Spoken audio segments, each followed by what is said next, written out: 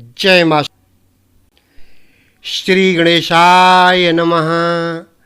एक बार प्रेम से बोलो श्री शंकर भगवान की जय। शिव पुराण रुद्र संहिता पार्वती खंड अध्याय 45।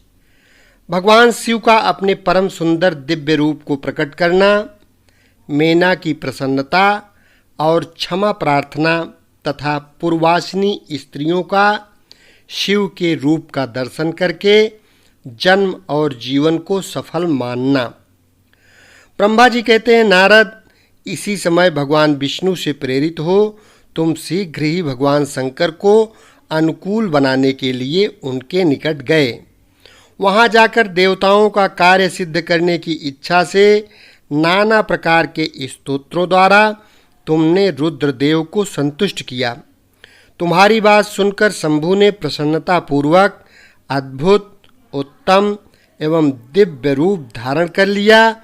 ऐसा करके उन्होंने अपने दयालु स्वभाव का परिचय दिया।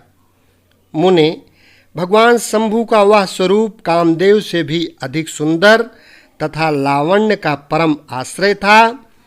उसका दर्शन करके तुम बड़े प्रसन्न हुए और उस स्थान पर गए जहाँ सबके साथ मेना विद्यमान थी।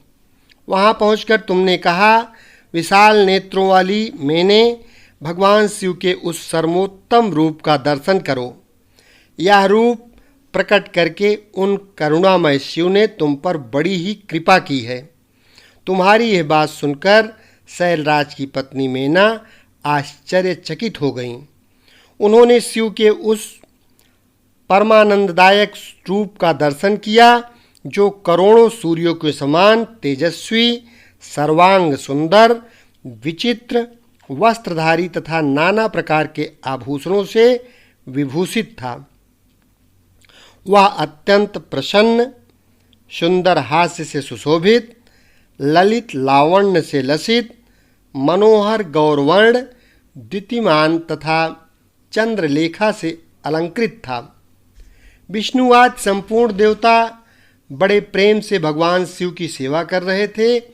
सूर्य देव ने छत्र लगा रखा था। चंद्रदेव मस्तक का मुकुट बनकर उनकी शोभा बढ़ा रहे थे। इन सब साधनों से भगवान शंकर सर्वथा रमणीय जान पड़ते थे। उनका वाहन भी अनेक प्रकार के आभूषणों से विभूषित था। उसकी महाशोभा का वर्णन नहीं हो सकता था। गंगा और यमुना भगवान शिव को सुंदर चंवर डुला रही थीं और आठों सिद्धियां उनके आगे नाच रही थीं। उस समय मैं, भगवान विष्णु तथा इंद्र आदि देवता अपने अपने वेश को भलीभांत विभूषित करके पर्वतवासी भगवान शिव के साथ चल रहे थे। नाना रूपधारी शिव के गण खूब सज धज कर अत्यंत आनंदित हो शिव के आगे आगे चल रहे थे। सिद्ध, उपदेवता, समस्त मुनि तथा अन्य सब लोग भी महान सुख का अनुभव करते हुए अत्यंत प्रसन्नतापूर्वक शिव के साथ यात्रा कर रहे थे। इस प्रकार देवता आदि सब लोग विवाह देखने के लिए उत्कंठित हो खूब सज धज कर अपनी पत्नियों के साथ परम ब्रह्म शिव का यशोगान करते हुए जा रहे थे। विश्वावसु आदि गंधर्व अप्सराओं के साथ हो शंकर जी के उत्तम यश का गान करते हुए उनके आगे आगे चल रहे थे। मुनिश्रेष्ठ, महेश्वर के शैलराज के द्वार पर पधारते समय इस प्रकार वहाँ नाना प्रकार का महान उत्सव हो रहा था।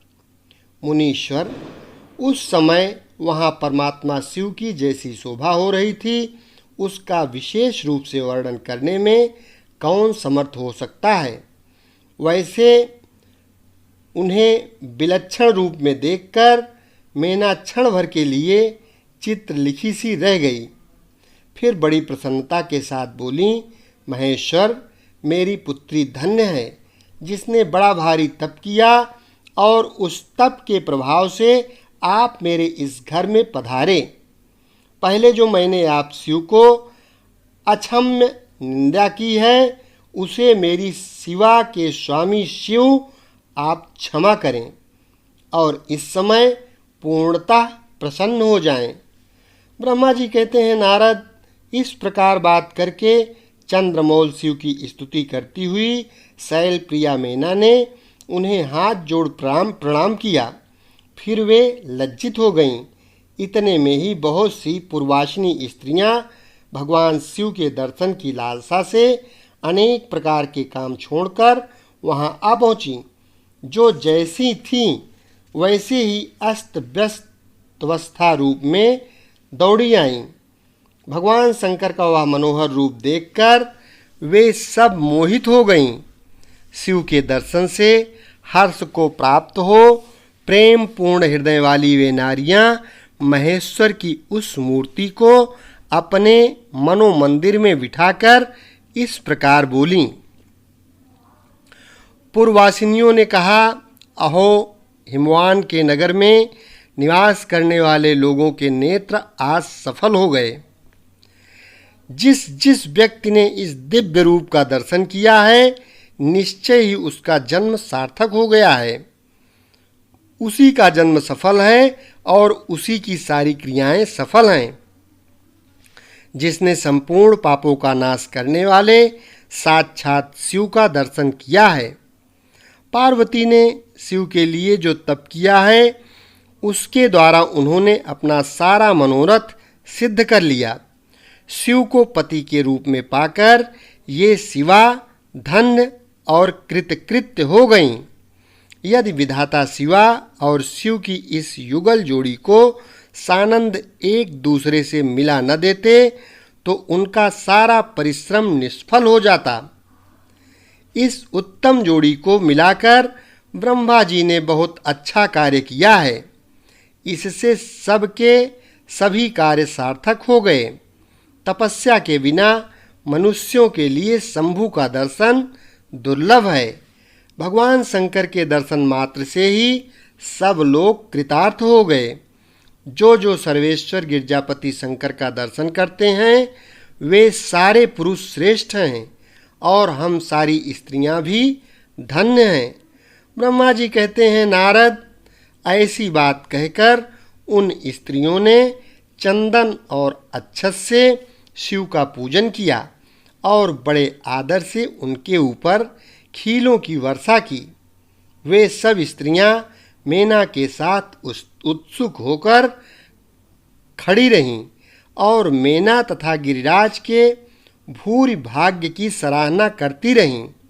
मुने स्त्रियों के मुख से वैसी शुभ बातें सुनकर विष्णु आदि सब देवताओं के साथ भगवान शिव को बड़ा हर्ष हुआ।